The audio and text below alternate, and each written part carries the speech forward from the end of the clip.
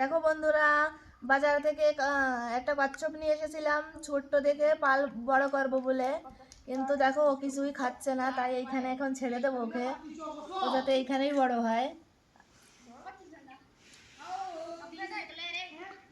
এটা অনেক বড় কুয়া, আমাদের ভাষায় একে ইন্দিরা বলে। এইখানে ওকে ছেড়ে দেবো। এটা দেখো,